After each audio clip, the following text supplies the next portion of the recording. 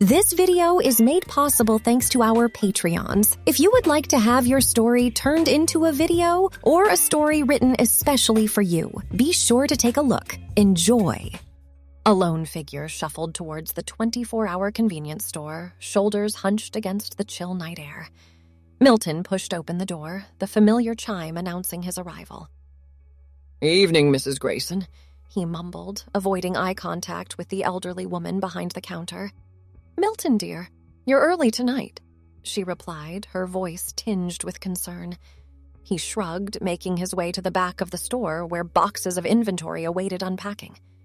It was mindless work, but it paid the bills barely.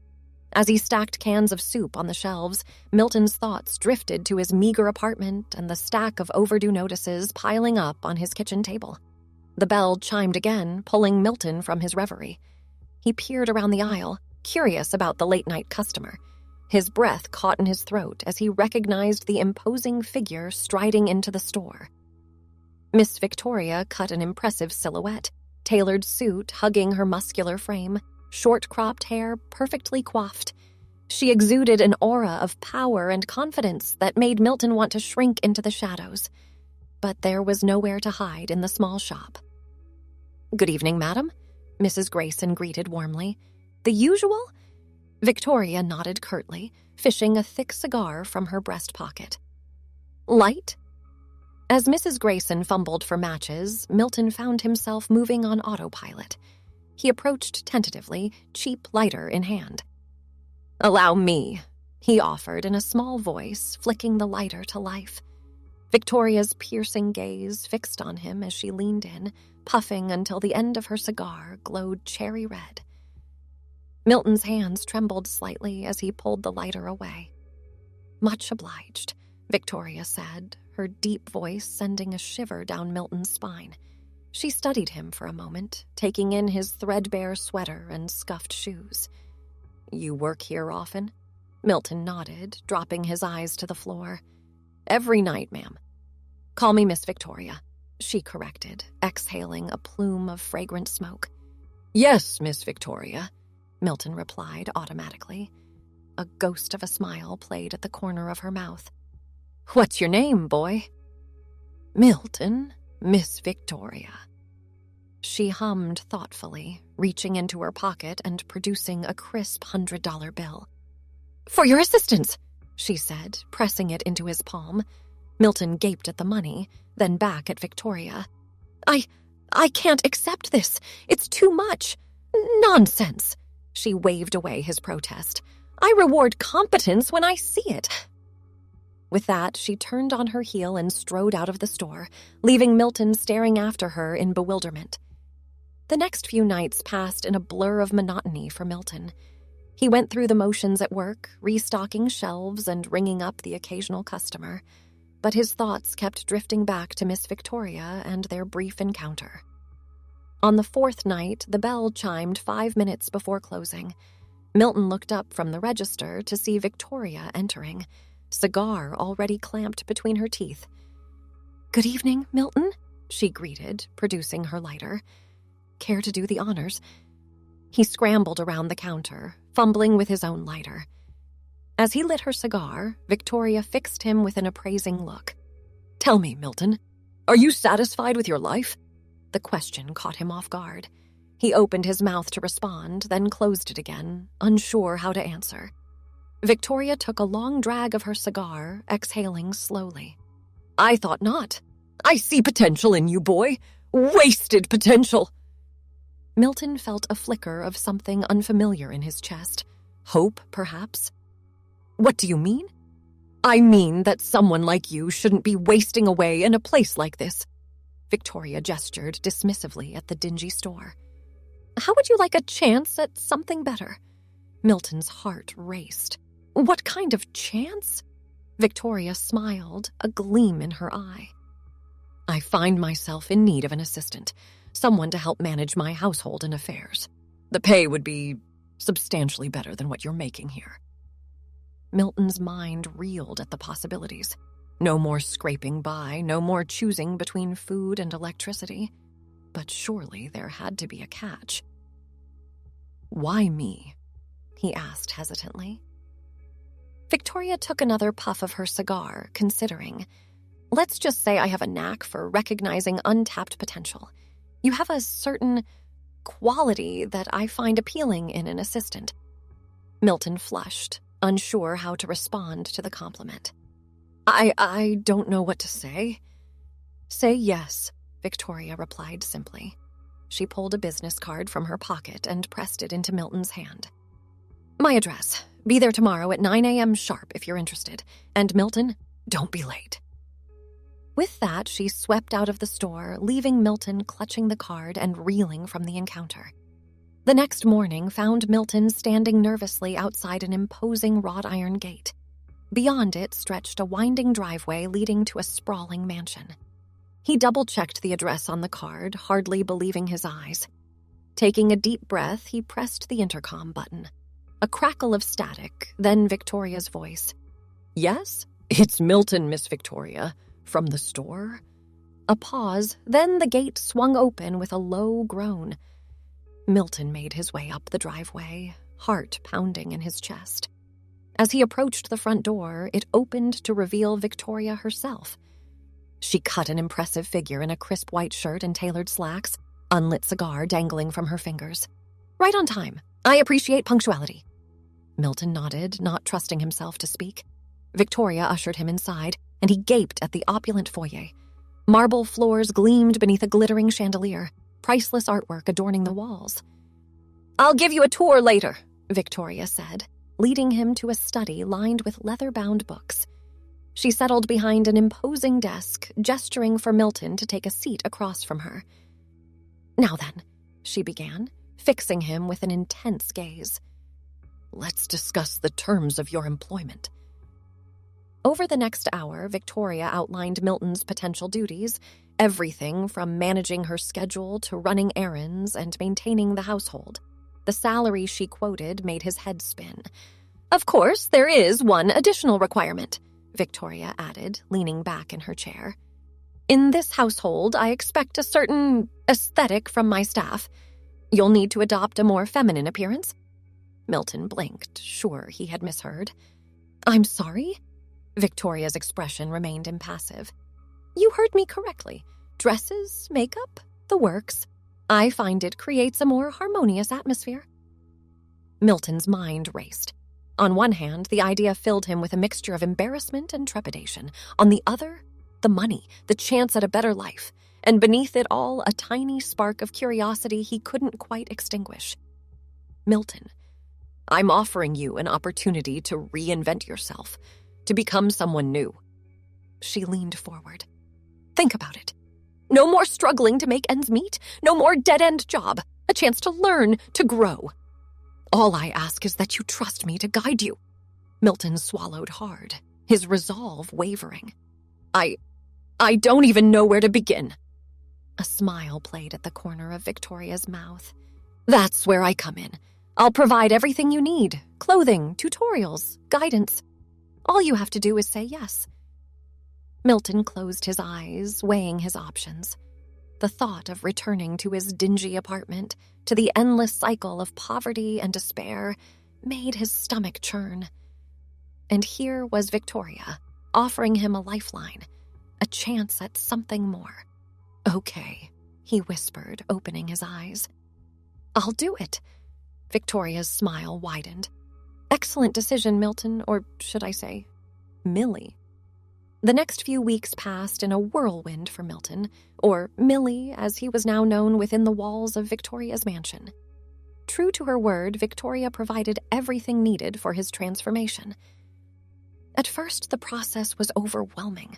Milton fumbled with makeup brushes and struggled to walk in heels. But Victoria was a patient teacher, guiding him with a firm but encouraging hand. Stand up straight, she instructed, circling Millie as he balanced precariously on 3-inch pumps. Shoulders back, chin up. You're not Milton the stock boy anymore. You're Millie, my capable assistant. Slowly but surely, Millie began to emerge. The shy, slouching Milton gave way to a more confident persona. Millie walked with purpose, spoke with clarity, and took pride in a job well done.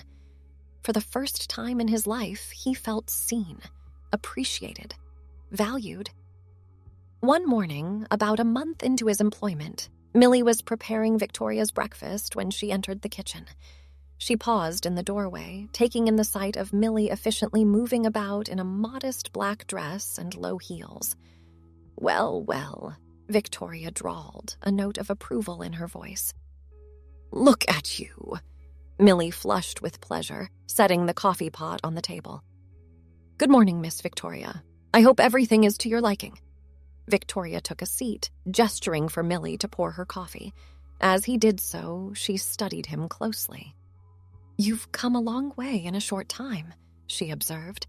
"How do you feel?" Millie paused, considering the question. "I feel purposeful," he said finally. "Like I'm exactly where I'm supposed to be." Victoria nodded, a satisfied smile playing at her lips. "Good, that's very good, Millie. Now, let's discuss today's agenda." As the weeks turned to months, Millie settled into his new role with growing confidence. He managed Victoria's household with efficiency and grace, anticipating her needs before she could voice them. One evening, as Millie was tidying up Victoria's study, she entered with a cigar in hand. "Millie, dear, a light, if you please." Without hesitation, Millie produced an elegant silver lighter from his apron pocket. He flicked it to life, holding the flame steady as Victoria leaned in to light her cigar. "Well done," Victoria murmured, exhaling a plume of smoke. "You've become quite adept at anticipating my needs." Millie beamed at the praise. "Thank you, Miss Victoria. I do my best to please you." Victoria settled into her leather armchair, gesturing for Millie to sit across from her. "Tell me, Millie, are you happy here?" The question gave Millie pause. He thought back to his life before, the endless struggle, the loneliness, the feeling of being adrift. Compared to that, yes, he said softly, "I am. For the first time in my life, I feel like I have a purpose, like I belong somewhere." Victoria nodded, taking another puff of her cigar. "I'm glad to hear it. You've exceeded my expectations, Millie. I think it's time we discussed expanding your role." Millie leaned forward, eager to hear more. "What did you have in mind?" "I have some business associates coming to town next week," Victoria explained.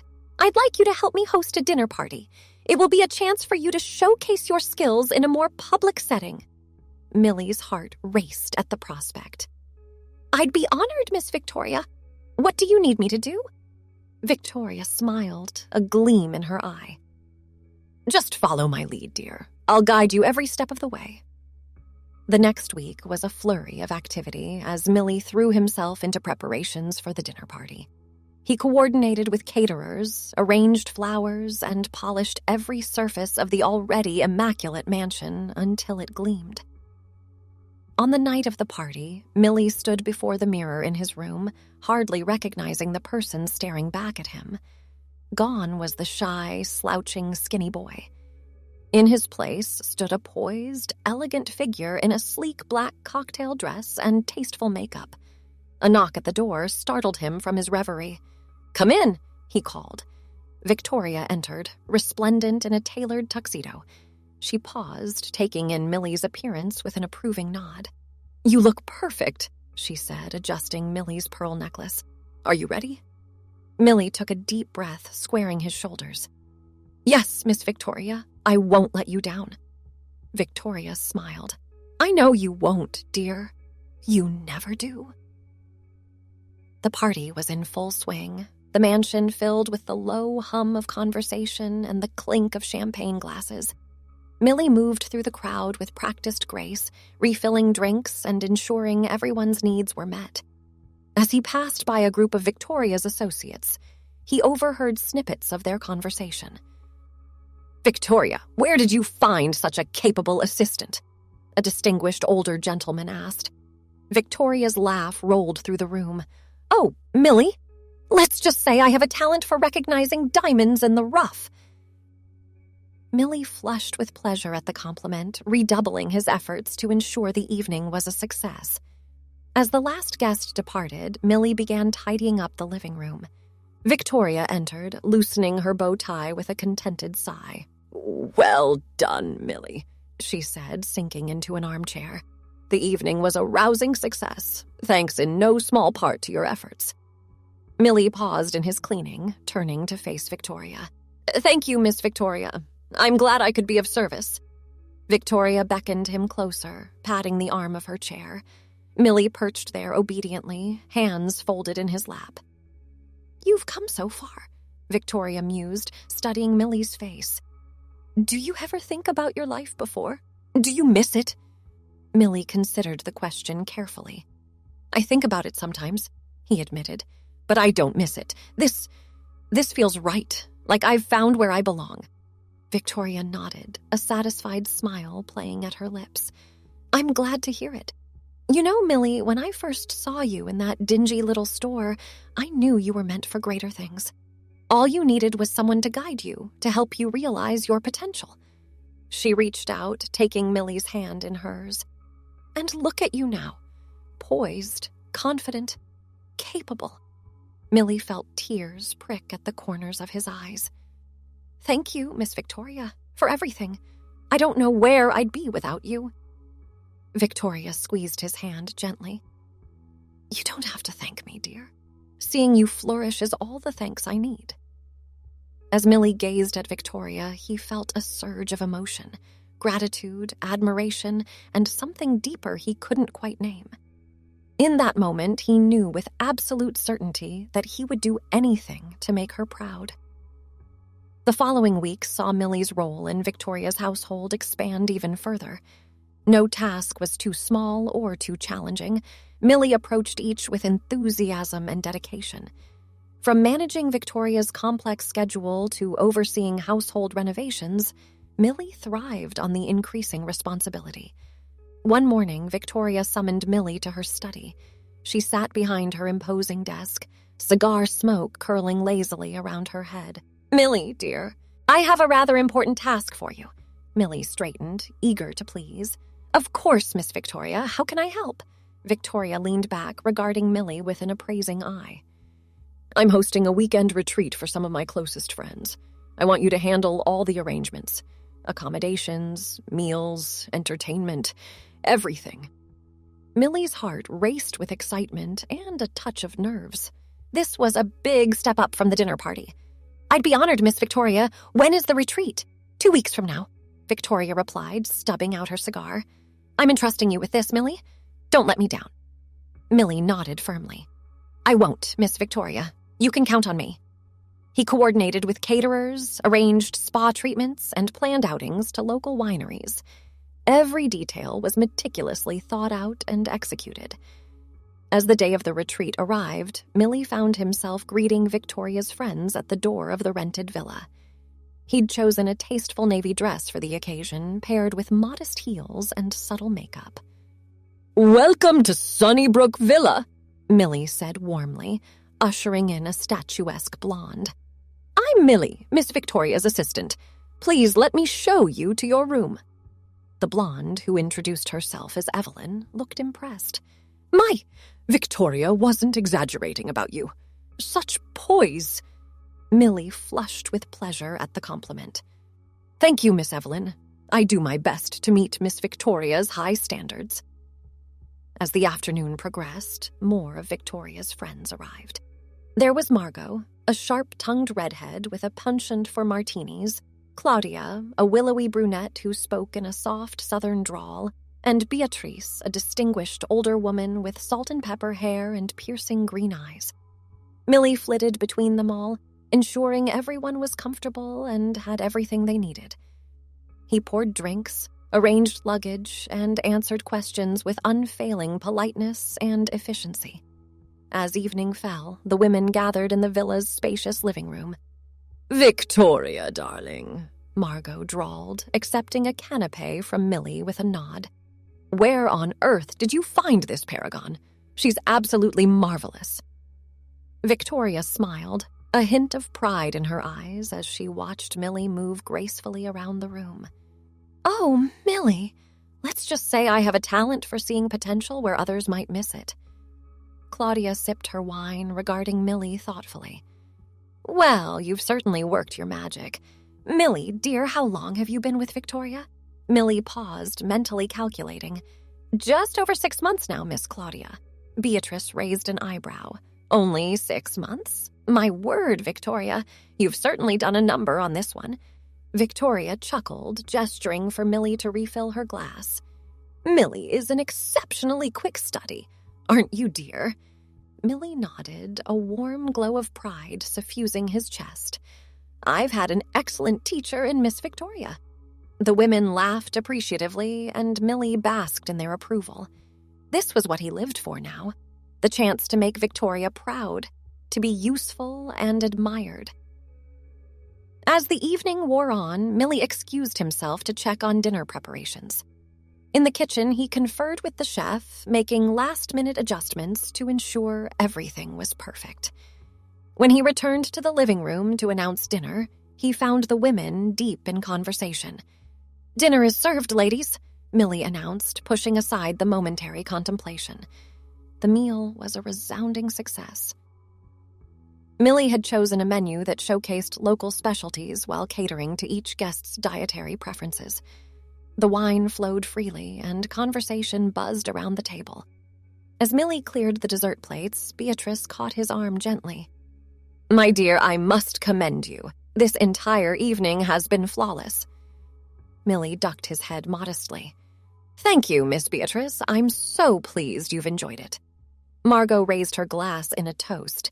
"To Millie, the perfect hostess." Thanks for watching. The rest won't be viewable on YouTube, so check out Patreon if you want more.